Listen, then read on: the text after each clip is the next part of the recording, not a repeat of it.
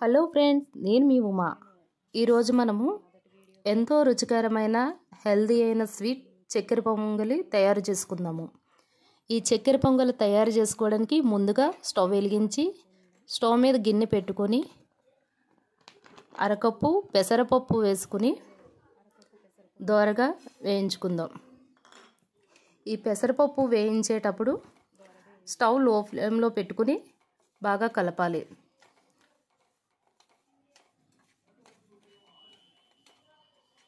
బాగా కలుపుతూ ఉంటేనే ఈ పెసరపప్పు బాగా వేగి మంచి టేస్ట్ వస్తుంది. ఇప్పుడు బ్రౌన్ కలర్లోకి వచ్చిన తర్వాత ఒక గిన్నెలోకి వేసుకుని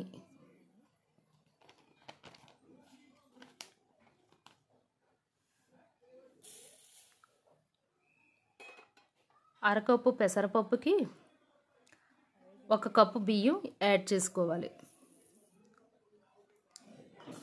ఇప్పుడు అందులో కొద్దిగా వాటర్ యాడ్ చేసుకుని శుభ్రంగా కడిగి పక్కన పెట్టుకోవాలి.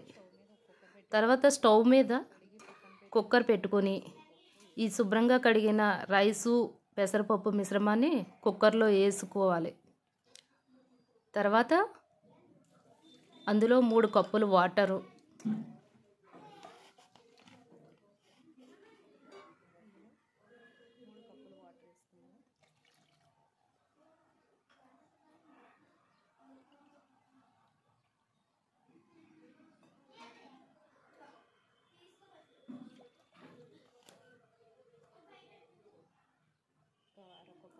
అరకప్పు పాలు పోసుకుని కుక్కర్ మూత పెట్టుకుని 3 విజిల్స్ వేయించాలి.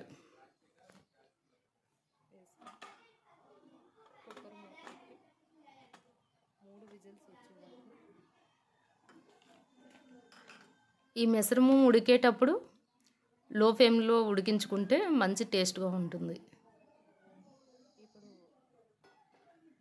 ఇప్పుడు స్టవ్ మీద పాన్ పెట్టుకుని అందులో 1 కప్పు బెల్లం,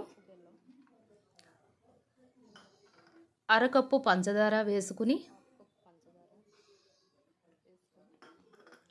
అరకప్పు వాటర్ వేసుకుని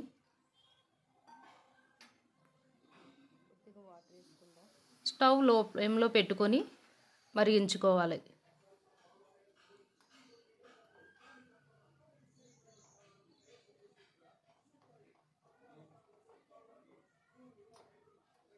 ఇది అడుగు పట్టకుండా కొద్దిగా కలుపుకుంటూ ఉండాలి.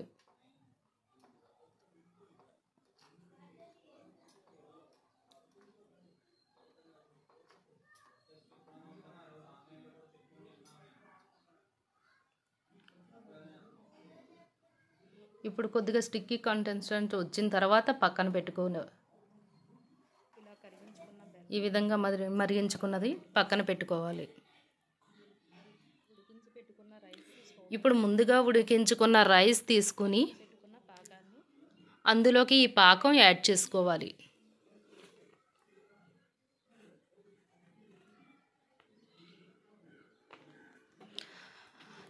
ఈ పాకం బాగా రైస్ అబ్జర్వ్ చేసుకునేలాగా లో ఫ్లేమ్లో స్టవ్ పెట్టుకుని కలుపుతూ ఉండాలి.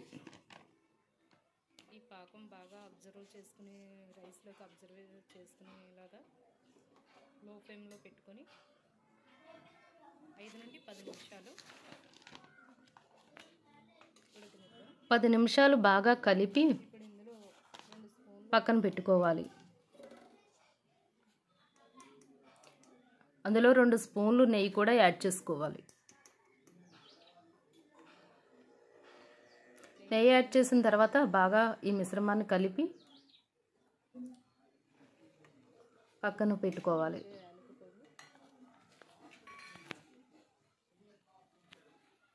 ఇప్పుడు అందులో కొద్దిగా యాలకుల పొడి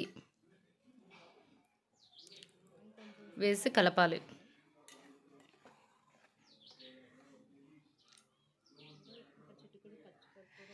చిటికెడు పచ్చకర్పూరం కూడా వేస్తే మంచి ఫ్లేవర్ వస్తుంది.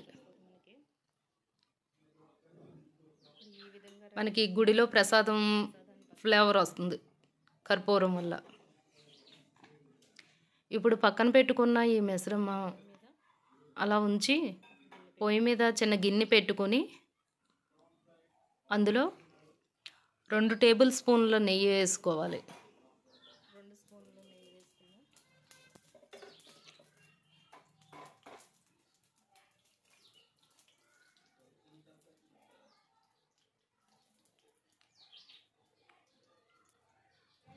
ఇప్పుడు అందులో కొబ్బరి ముక్కలు యాడ్ చేసుకుని తర్వాత డ్రై ఫ్రూట్స్ కూడా యాడ్ చేసుకుందాం.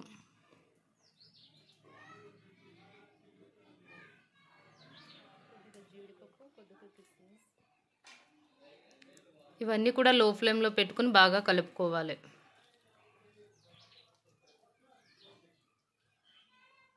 ఇప్పుడు అన్ని డ్రై ఫ్రూట్స్ వేగిన మిశ్రమాన్ని తీసుకుని మనం రైస్లో యాడ్ చేసుకుని బాగా కలుపుకుందాం.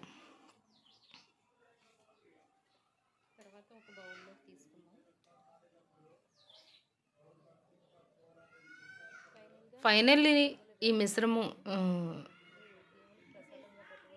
ఫైనల్గా చక్కెర పొంగలి ఈ విధంగా వచ్చిందండి. మీకు కూడా నచ్చితే లైక్ చేయండి.